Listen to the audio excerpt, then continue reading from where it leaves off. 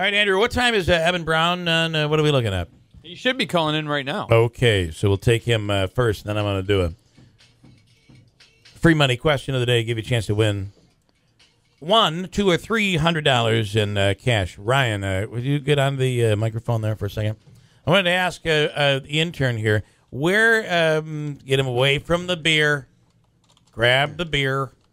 Good morning, Ryan, intern from New Hartford. Good morning. Christine's taking it all. Yep. So I wanted to ask you, as we're getting close to this election here, you're 18 years old now. Yep. Are you excited about voting? Are you going to be a voter?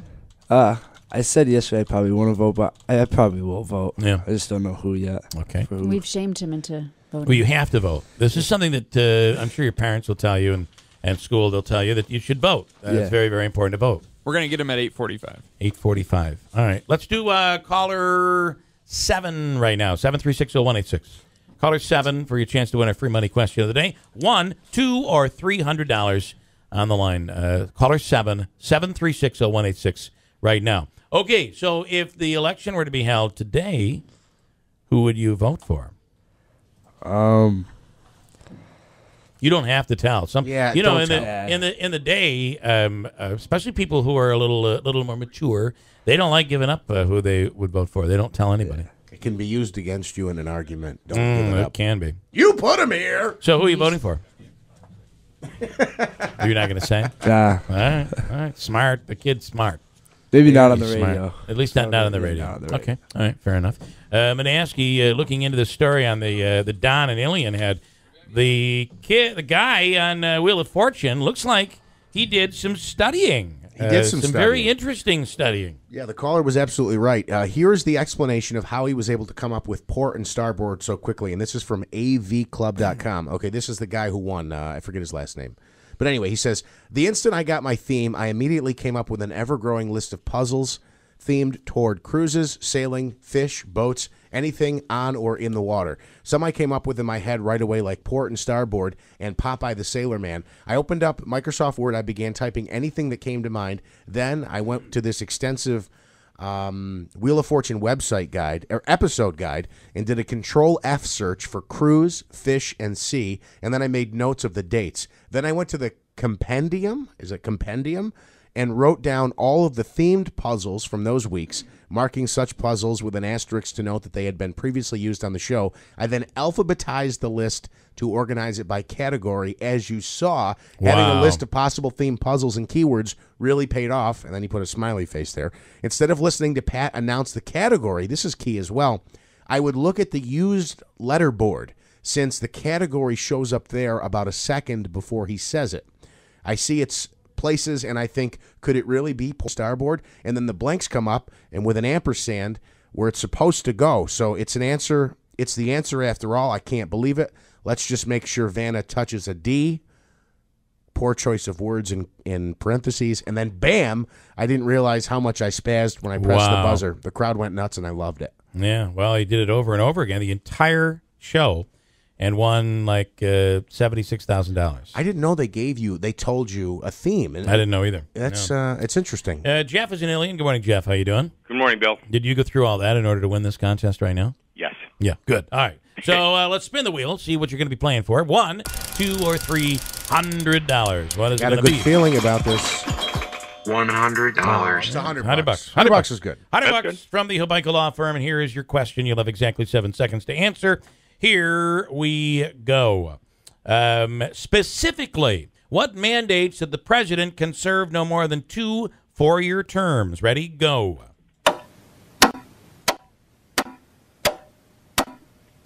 The Constitution. You're going to go with Constitution. We're looking for a specific answer, which would have been which amendment of the Constitution. So there's a certain amendment of the Constitution. Any idea which amendment that is?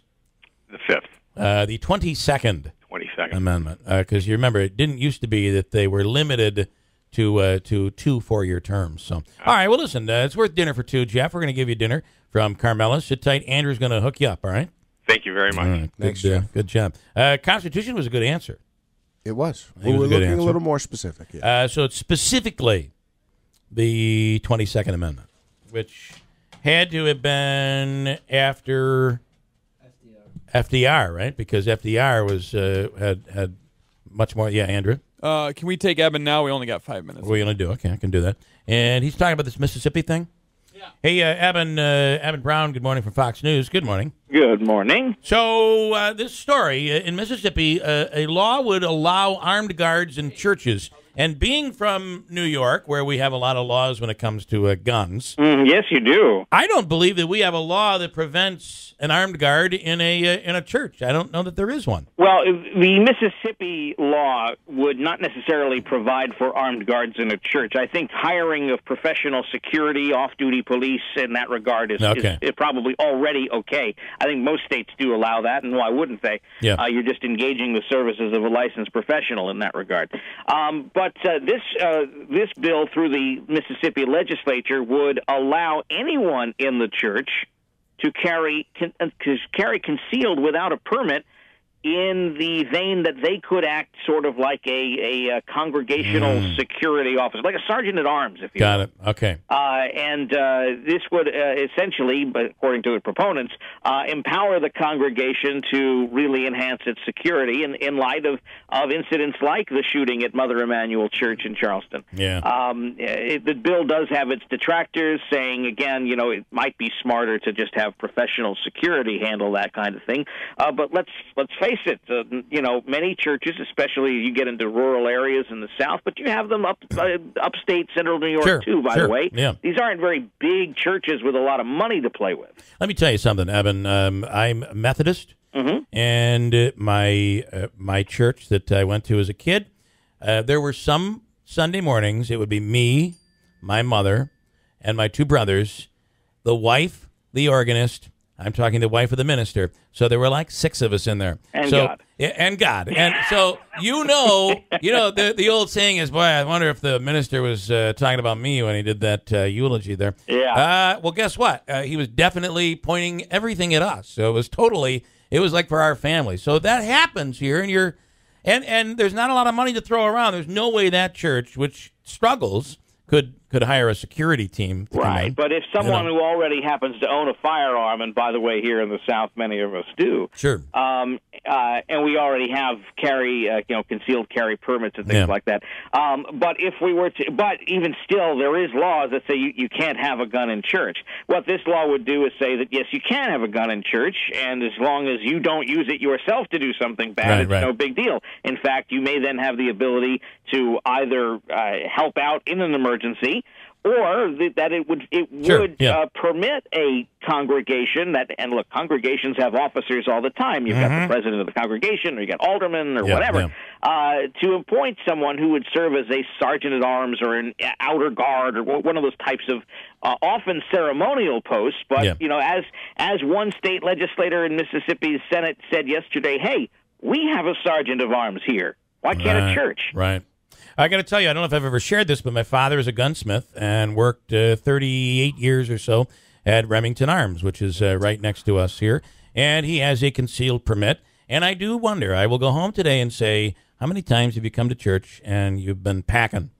Got to ask that question. It's a great question to ask. The rules about gun carrying are so different from state to state. Sure. And even, listen, I grew up in New York State, and I remember that, the rules are different upstate than what they are for New York City and then again in Long Island. Right.